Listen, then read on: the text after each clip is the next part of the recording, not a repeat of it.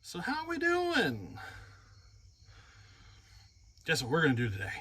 We're going to put together a 925.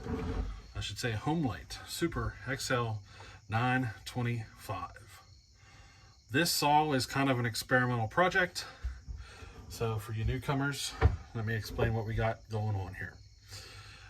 The 925s have a reputation of having, you have to run them extremely rich. Otherwise, they end up kind of leaning out and you burn them up, which doesn't make sense, right? But that's how they are. You got to run them really fat. Otherwise, they go lean and they burn up.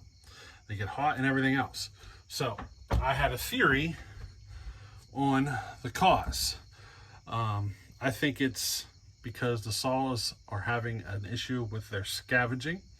So we're doing a little modification to see if I can correct it.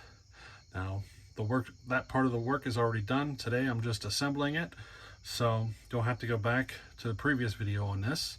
I'll put a link in the description, so you can go on back here and see what I'm talking about. So I'm extremely suspicious that these saws had a design flaw, and I'm kind of on a mission to see if my suspicion is correct. I have a feeling they're not scavenging the exhaust gases correctly. So the exhaust gases have to escape and drop to a low enough pressure level that the charge coming up through the transfers, you know what I mean? So we're basically just equalizing pressure. But if you're not leaving enough of your exhaust gases to escape, then you're not going to get enough a full charge, you know what I mean? So the work I'm doing is to try to help that exhaust gas get out quicker so that the fuel will flow more efficiently. It's the scavenging effect or whatever of the two-stroke. That's my theory. I think there's a design flaw to kind of limit that, because these saws need to be ran, I guess you could say basically fat. They need to be ran very rich. Otherwise, they get too hot and they burn up. And I think, even though we believe we're trying to run a rich, I think it's just because the exhaust gas, there's not enough exhaust gas getting out of the way to allow enough of the charge to flow through the transfers, keep everything lubricated, at the upper part of this piston cylinder and all that stuff. So, hey, we'll see what happens. But let's get this thing assembled. We'll be able to start breaking it in tomorrow and, get it into wood soon. Alrighty.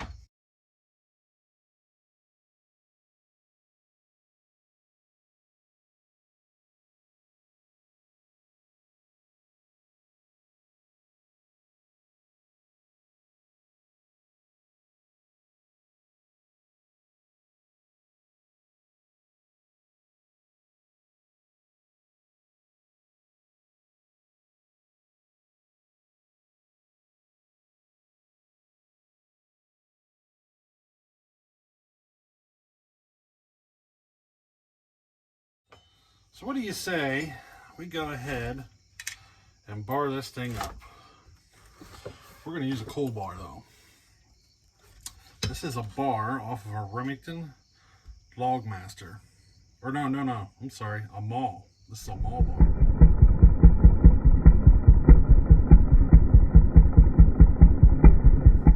But I modified it to work with a 925. So let's go ahead and get this thing on here. That's backwards. It's actually a brand new chain, but it's one of those extreme safety chain type ones, and they they're not exactly the fastest. There we go. We're all assembled. I'm looking for a different solution here for the handlebar. This is all slippery or twisty and stuff. So I'm thinking about a different solution for the handlebar. I have one here that would work probably. Probably should have done this before I put the bar on, huh? Yep. Oh well.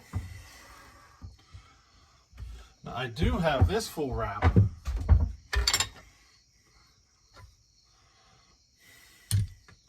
not meant for this saw, but let's see. Let's see what happens.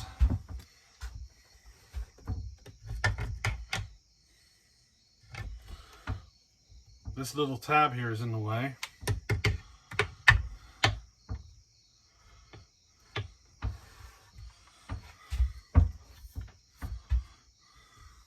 I think we can make that work though. If that tab wasn't there. What do you think? We could just cut this tab off. I might even have one with it already cut off. There's this one. It's already cut off.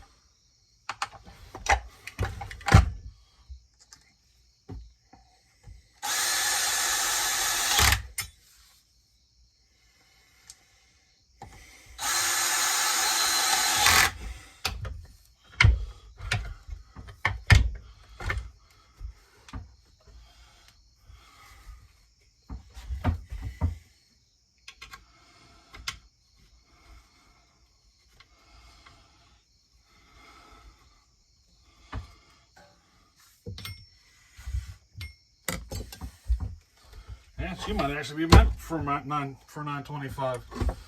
What do you think? She bolted right on.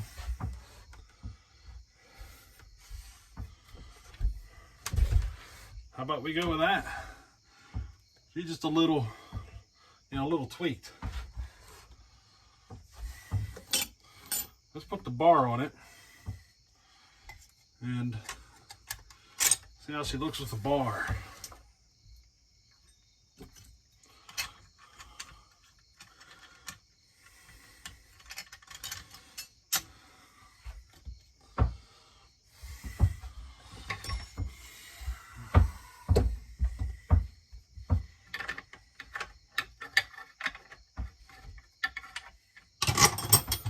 There it is.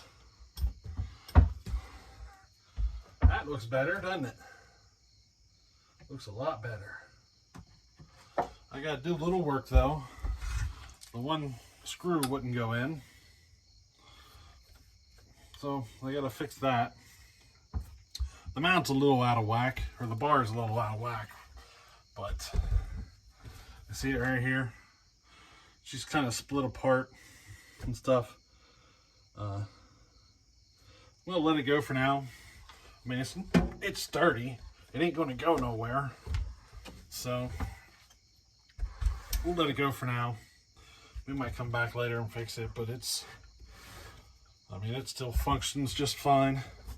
There's really no flex or nothing. So there we go.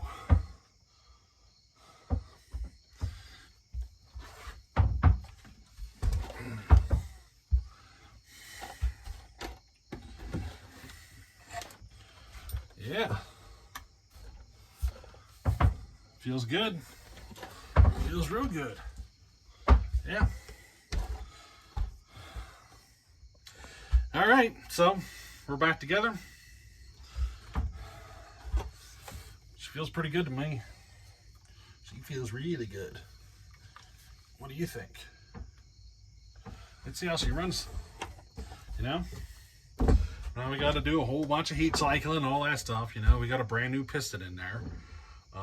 So, we got to break it in. I'll probably run, a couple of tanks at idle with, some revs and stuff. And then we'll work at getting into the wood. If this works, if this cures the issue, the factory issue, then we know what to do. We could do this to any saw and fix the problem that these saws are known for. This might be the fix. So if so, that'll be fantastic. We'll know how to fix all the 925s or all these series saws. We'll know what we got to do, what mod we got to do to make them all function properly. And then from here, we'll be able to I can just start porting it as normal and see what she'll do, But we'll find out. Maybe I'm wrong. You never know. This could end up being a disaster. So we got a problem, and it is internal. Basically means I'm gonna have to tear the whole saw down again. I'm gonna yank on the cord and see if you can hear it. Alrighty.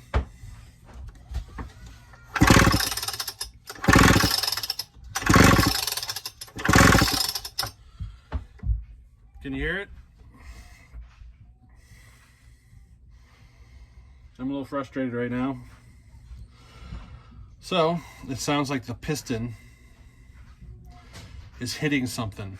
It sounds like it's hitting the connecting rod or the crankshaft or the top of the cylinder. I just checked squish. It's sitting at 22 thousandths, so I'm guessing the bottom of the piston is a little too big and hitting the crankshaft. Now, I knew ahead of time that this issue existed with these pistons, and I modified the piston to allow enough room. But apparently I did not allow enough room. So I got to tear the whole thing down apart, pull the piston out, do more modification to make this thing work. Talk about frustrating. But you know, it's part of the game, right? I did have a putting, but I didn't like that sound, so I kind of stopped. So that's as far as I went. Hey, that's part of the game, right? So till next time, guys, I gotta tear the saw down again. All right, later.